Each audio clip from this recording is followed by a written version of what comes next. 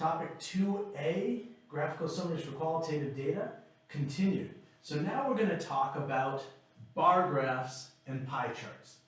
So if you saw the previous video, this will look somewhat familiar to you. I basically took the frequency distribution that we put together for hair color and compressed it and moved it to the side so I'd have some space to start putting some graphs together. Because this is nice, we can see a lot of stuff from this, and you'll notice I use the abbreviations. F for frequency, RF for relative frequency. I still have all the summations there, and for relative frequencies, I removed the fractional part and my reduction of fractions because I didn't really need that to be able to do these graphs, but it worked along the way. So now I have my space and we're going to start into graphs. So the first thing we're going to talk about is bar graphs. Now bar graphs are where you take bars or rectangles to build a graph. And I'm going to show a demonstration of that right now. They're relatively easy to do, and there's just a few things that you have to keep in mind as you do it. First of all, whenever you're drawing a bar graph, you're going to create your axes, your x-axis or your horizontal axis, your y-axis, your vertical axis. And you're going to put the categories, hair color in this case, along the horizontal axis. So I'm just going to list out these categories, and technically you can put them in any order you want. But my personal preference is that I just take them in the order they came. That's the way I do it. So I'm going to put black, brown, blue, blonde, and other. So I just listed them in the order they came here. You can choose to put them in any order you want. I will warn you though that if I'm looking at a graph and I have a table of the data and then I have the categories along the bottom, I do expect them to show up in this order unless there's some reason that they shouldn't. So it could throw me off at times. I look and I go, wait a second, that doesn't match my graph. And then I have to look back and go, oh, that's because they did it this way. But technically, there's nothing that says you have to do it in any particular order. So I just take them in the order they came. Now the vertical axis, this y-axis, we're going to create a frequency bar graph at this point.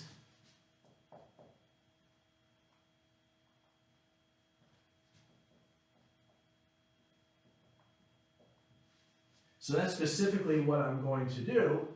So the frequency bar graph, we're going to make this y-axis the frequency. And I'm just going to abbreviate that FREQ for frequency. And I have a tendency when I'm writing them like this, I angle my lettering on that. So sometimes I go smaller and I just go, I want an F. And I do that. So that's an F written at an angle, right? Tilted this way so I can write up that way. That's not an X, even though, depending on how I write it, it may look like one.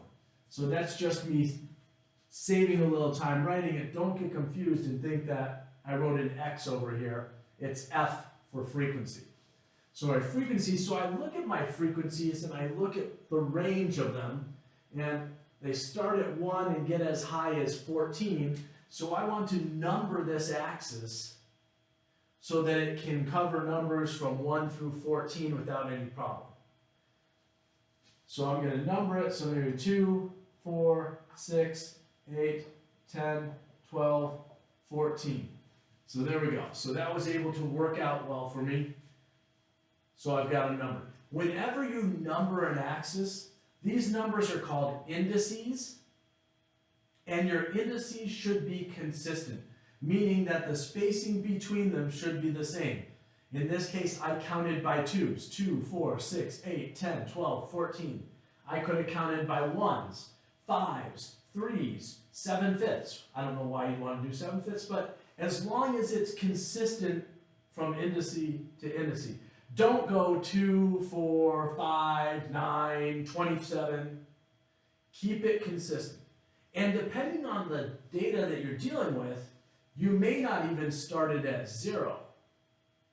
If I had taken a survey of thousands of people, then I may start this somewhere around 1,000 as opposed to starting at 0. That's okay, just from that point on be consistent. So 1,000, 1,100, 1,200, so index by that. And you don't need to put any broken line thing there to tell me that there's a gap. We can figure that out on our own.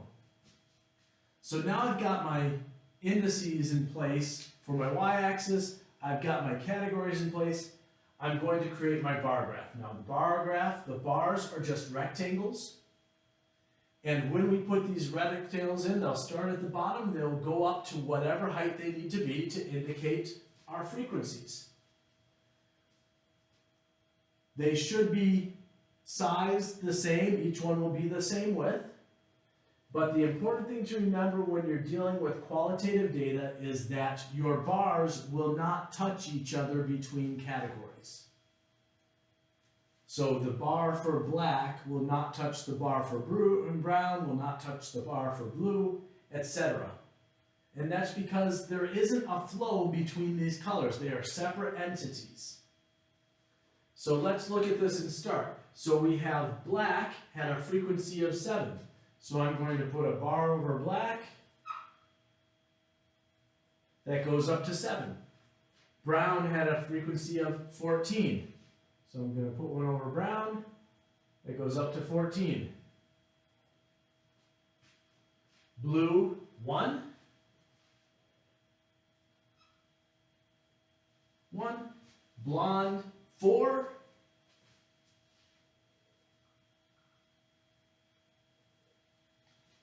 And other, 2.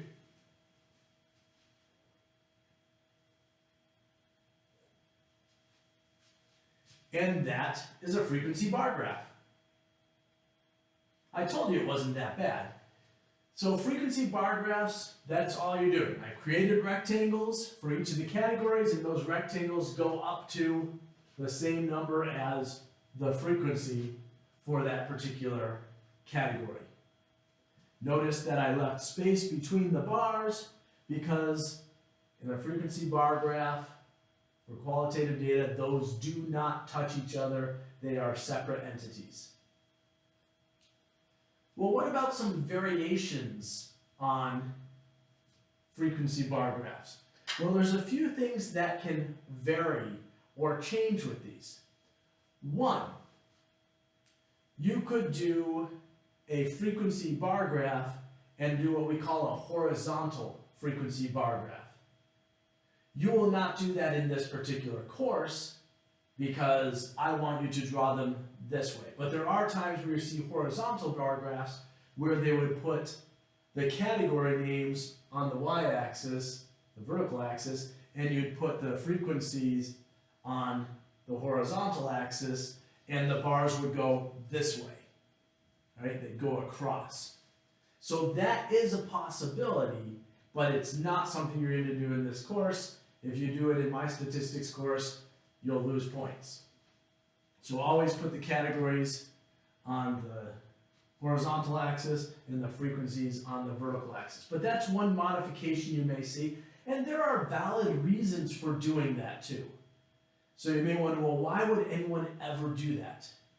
Well, depending what your data looks like and how it's spread out, there may be times where you want that additional space. If we think of a piece of paper, and I'll grab one right here. So I've got this piece of paper, it happens to be my name upside down, or my name right side up, right? I got this piece of paper and I look at the back so we have it not quite so bad. But if we look at the shape of that, if I have a lot of categories, then this works very well. I put my categories across the bottom, and then I put my frequencies along the side, and I do my bar graph, looking just like this. But what if I just have a handful of categories? Then maybe it works better to put those categories over here, and then I can get better definition of the frequencies having that extra space. So that is a reason that we may do a horizontal bar graph, but we will not do one in this course. Another modification to a bar graph may be what we call a Pareto chart. And I'm just going to write that in here for a moment. A Pareto chart. A Pareto chart is a special bar graph where you start with the highest category and work your way down to the lowest. So essentially when you do a Pareto chart, you will see something like this.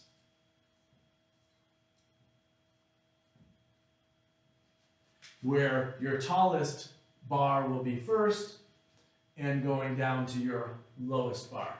So that is a Pareto chart.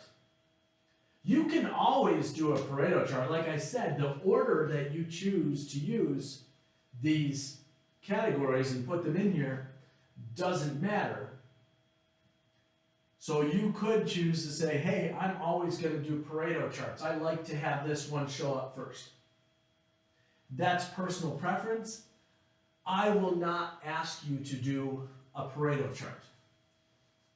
But it's just a modification on a standard bar graph. It's very useful at times because let's say you're looking at your most popular products for your store.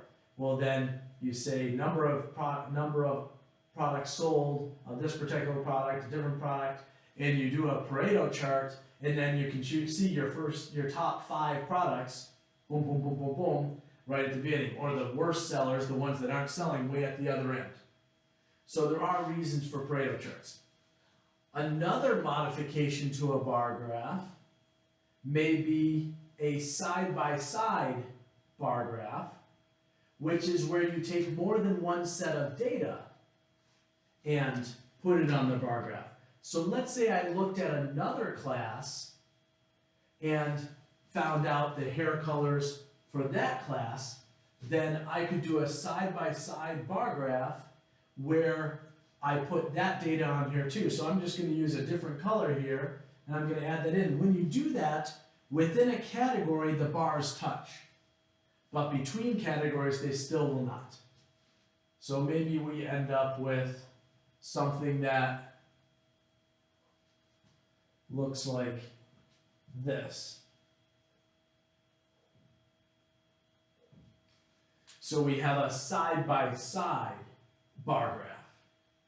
And I can read the data off of the one class and then the data off of the second class.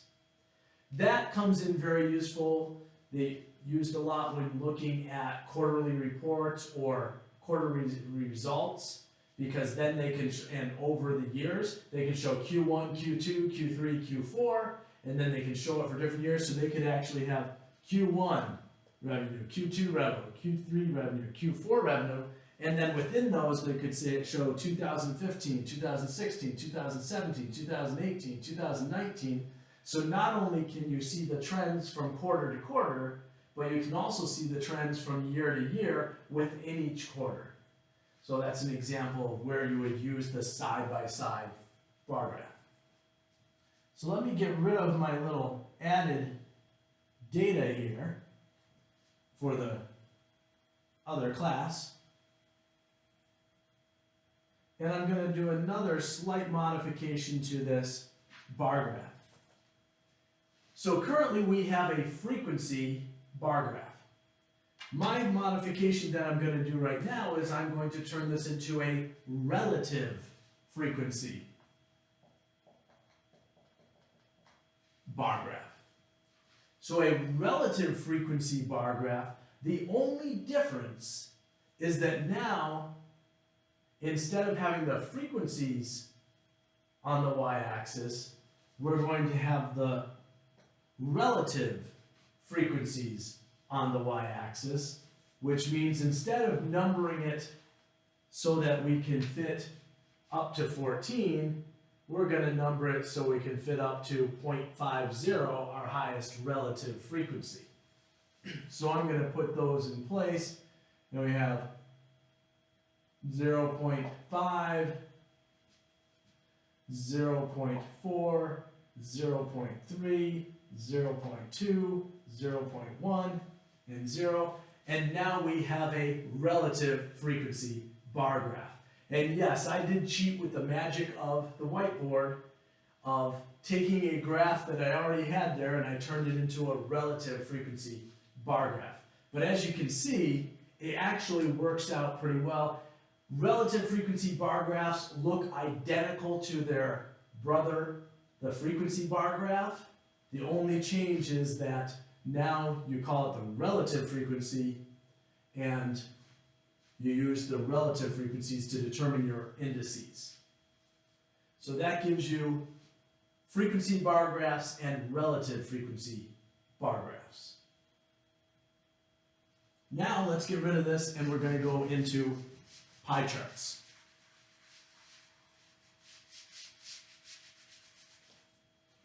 Now I'm just going to cheat and take that off there, and now it tells us that we're doing with pie charts. So if we're dealing with a pie chart, you notice with the frequency bar graph and the relative frequency bar graph, we only got this far. We used the frequency column, we used the relative frequency column, we didn't use percents or degrees. The percents and degrees we came up with so we could do pie charts.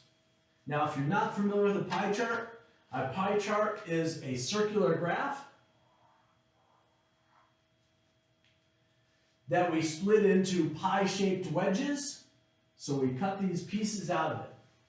When creating a pie chart, we always start top dead center. So we're always going to start at the top, so we can just draw that line immediately. We're always going to start with the largest category. Remember Pareto charts? And we said that that's where you go from the largest one to the smallest. In pie charts, you start with the largest category and work your way to the smallest category. So your pie pieces will get smaller and smaller as you go around. Now you may say, but Mr. Davis, I've seen them where they weren't done that way. That's okay. Some people just put them in and they use whatever order. Others, they may use the fact that they're dealing with ordinal data. Remember when we talked about ordinal versus nominal? Ordinal had some natural ordering.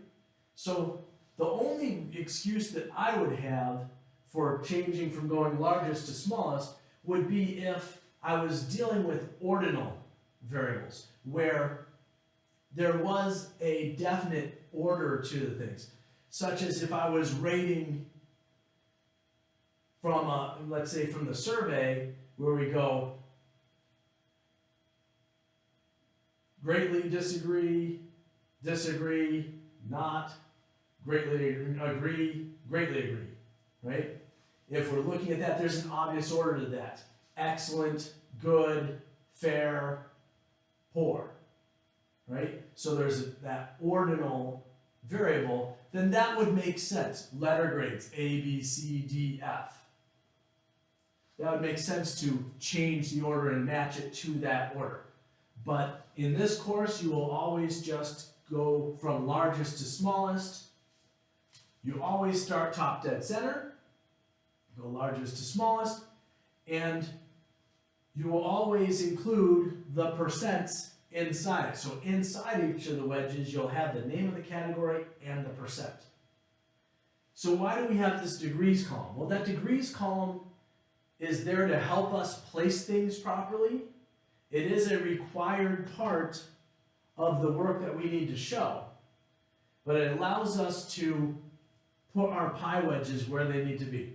Now, I do not require anybody to use a protractor to get the exact angle. So us taking this to 0.4 and 0.4 and 0.2 is really overkill, because I'm looking to ballpark. We should know that a quarter of a circle is 90 degrees, that half of a circle is 180 degrees, that 3/4 of a circle is 270 degrees, and that the whole circle is 360 degrees. So if we know that, then we can use that in our degrees to ballpark where we're going to end our pie pieces. So let's go through this and get this pie chart built. So our largest category is 14, brown, 180 degrees. So 180 degrees is half the circle. So we do this, and then we're going to label that brown and 50%. So remember, you always have to include the category name and the percent. Be careful. A common mistake that people make is to put the degrees in here, or even worse, to put the degrees with the percent. So people tell me 180%. So don't make that mistake. Make sure you put the percent in there. I should not see the degrees listed anywhere on the pie chart. I should see them listed here in my table for reference. So that's the largest category. The next largest category is black, at a frequency of 7 or 90 degrees. 90 degrees is a quarter of it, so we're going to come over here, and that is black. And that was 50%. Right? 50%. My next one, we go down to blonde at 14%. That was 50.4 degrees. Well, this is 90, half of that's 45, so 50.4 is going to go a little beyond that. It's not exact, but it's close enough. So we can say blonde, 14%.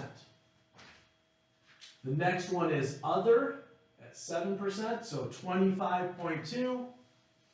Okay, so 25.2, maybe that's about there. And you notice I'm getting a little tight on space, and with how I've been writing these, that gets difficult to put this in here. That was other 7%. I don't know that I can quite fit those in there, so what we can do is we can draw a little line out, and we say other 7%.